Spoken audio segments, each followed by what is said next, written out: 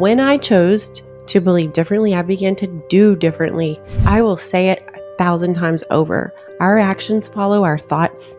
That is just a fact. It is not wish-washy or anything else. Okay? If you decide, I'm going to go do this today, you're going to go do it because that was your decision.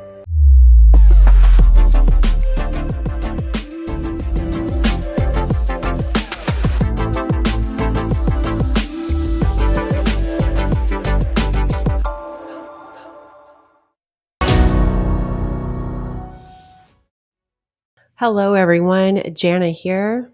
Thank you for tuning in to my show, Revive with Janna.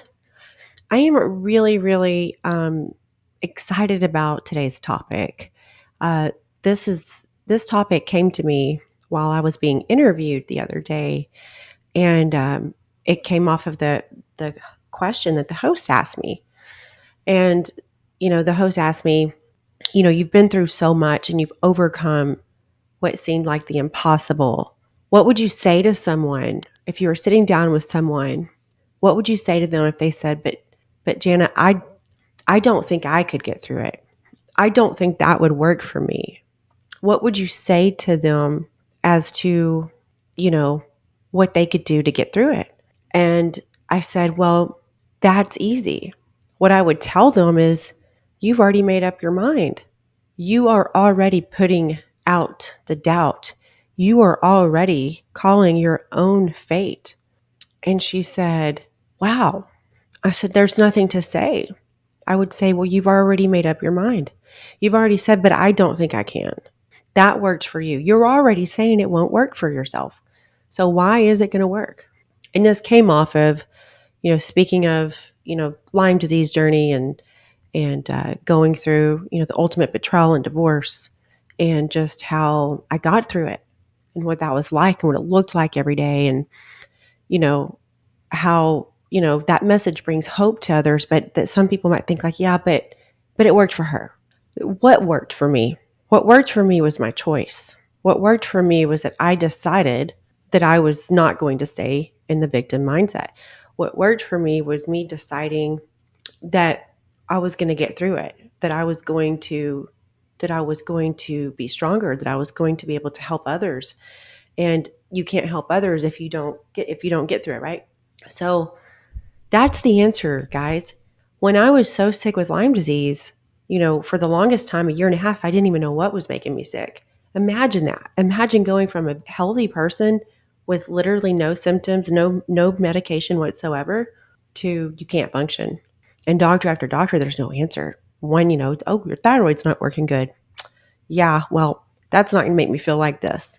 I mean, you got to believe that there were moments, lots of times where I thought that was just something was wrong with me. I'd gone crazy, The fears take over. The thing is, are you going to let the fear win? I used to think, if you've read my book, you know what I'm talking about. I used to believe the fears because I believed everything that was in my head. It's there for a reason. The fears keep you safe. The fears are realistic. The fears are your wake-up call. No, your fears are your invisible chains holding you back. Your fears are your limiting beliefs. That's what they are. They are your invisible chains holding you back. And the only thing you need to do when you hear your fear is acknowledge it's a fear and then say, fuck off and move on. If I would have listened to my fears when I decided, one day it came to me, Janna, you need to go after your dreams. And, of course, people want to chase their dreams, but I'd never had that feeling come to me. And I was like, yeah, it's time. Well, then, of course, the fear started to come, but I was like, no. Where have my fears gotten me? They've gotten me absolutely nowhere. My fears got me nowhere. If I would have stayed listening to those fears, I never would have gotten well from Lyme disease. I wouldn't be alive today. I wouldn't be sitting here in this chair talking to you. Your fears get you nowhere except stuck in your own personal prison. So today's message, I'm actually going to talk about that it's your choice. It's your choice when adversity hits. And this goes back to the question of what would you say to someone who said, yeah, Janna, but but you got over it. You were meant to. You were meant to get well from Lyme disease. That works for you. It won't work for me. And I said, well, I would tell him, well, you've already given up. So what else can I tell you? I didn't have anyone to hold my hand. There was no doctor that told me what to do when I was sick with Lyme disease. There was no me. There wasn't my book. There was nothing. I had no proof that I would ever get well. I had no path carved out for me. I had no regimen or program of this is what you're going to do. Absolutely not. It was me doing my own research, me deciding that, man, this isn't how I'm supposed to live my life. It was me deciding I'm going to get well. And everybody's like, what is she talking about? Does she not know? Like, you have chronic Lyme, you have it forever. You can't get well. Well, great. That's because that's what you believe. So you're not going to get well. When I chose to believe differently, I began to do differently. I will say it 1,000 times over. Our actions follow our thoughts. That is just a fact. It is not wish-washy or anything else. Okay? If you decide, I'm going to go do this today, you're going to go do it because that was your decision. If I would have said, well, this is Lyme disease, like this is like people just don't get well, this is it, I never would have made any other choices to get well because that's not what I believed, right? Okay, so I'm saying that so you understand what I'm about to tell you. I was then asked, would you be where you are today and who you are today without not have going through those two major adversities, right? Lyme disease, and then, um, you know, years later going through the tumultuous divorce. I said, absolutely not. If I never would have gone through Lyme disease, I would 100% not be where I am today. If I'd have made a different choice about Lyme disease, I wouldn't even be alive. Now, let's say went through Lyme disease, and then the ultimate betrayal and divorce comes. It didn't make me where I am today is because I chose to go through it. But I wouldn't be here where I am today without those events. This is what that leads me to, and this is what I want to talk about. People say, well, you were meant to get well. Well, that was because this is your purpose. You're 100% right. Those adversities were sent to be my teacher because I allowed them to be. Lyme disease was always part of my life here on earth. Lyme disease was already set before me when I came into this earth. I could never have changed it or avoided Lyme disease, but it was my choice on whether or how I got through it. Lyme disease was meant to come into my life. I can't change it. I never could have changed it. There's not a different path I could have gone on to not gone through Lyme disease. It was my choice to get through it. Lyme disease was in my life no matter what, but there were two paths that I could have taken. It was my choice to get through it. The tumultuous divorce, the heartbreaking, earth-shattering betrayal, that was a part of my life no matter what, but it was my choice on whether I got through it and how I did. My friends, adversity is going to come your way. It will. It's a part of life. That's not negative. Negative is just saying, woe is me, and staying in the victim mindset.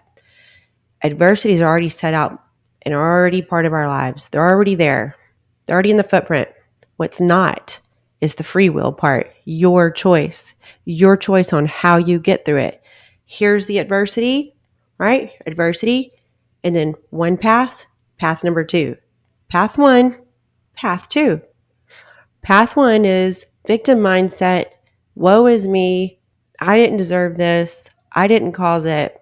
This sucks. I just can't. I'm just cursed. That's path one. Path two is unknown. Path two is saying, okay, this sucks and it's painful, but I can't make this take over my life and slow me down. What am I supposed to learn here? What is the lesson at hand? What is this trying to teach me? And then as you go through the journey and the process of learning what from that adversity, it leads you down the road to your purpose. It leads you down the road to discovery, to healing, to uncovering who you really are. But it is your choice. Free will is a real thing. I can't change any adversity that comes my way, but I can change how I get through it and how I go about it and how I let it affect me. There isn't 3 choices and there's not 4. There's only 2 choices. One choice, you accept that's your sentence, you're a victim, you're done. Now, at any point, you can choose to say, you know what? This victim mindset thing isn't getting me anywhere, just like listening to fears never will. At any point, you can always choose the other path, the path to freedom, the path to overcoming. But there's never a path 3 or 4. There's only 2. What are you going to do when adversity comes? It's never going to be fair. It's never going to be your fault. It's never going to be at a good time. It's not going to be easy. It's going to suck. It might crush you. It might break you. But that's where the magic happens. I was absolutely shattered beyond belief and beyond what I thought even was repairable after the divorce. I felt like I could just look over across the room and see my heart in a billion little pieces on the floor. Pretty sure I did.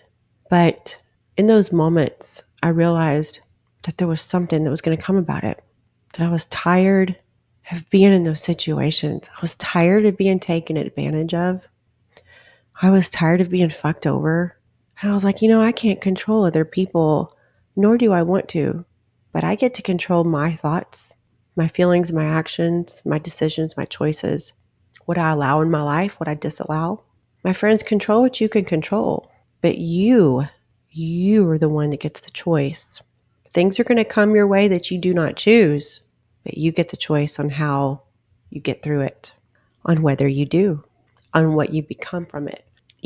I always, my analytical brain always wants to know why is something happening? What is the purpose of this? I don't understand. It doesn't make sense. I didn't understand for the longest time when my kids and I had to go through what we did. And it made me mad. I was angry. I was pissed. And I was like, I feel like I just always get fucked over. And then the people that do the fucking over, they just live their life. And that's frustrating. But I knew that there was something in that I was meant to learn. It made me who I am today. Going through the divorce didn't make me who I am today. Me choosing to overcome it and choosing to allow it to be my teacher is what made me who I am today. 2 people can go through the exact same experience at the exact same time. They can be the same age. They can have a similar background.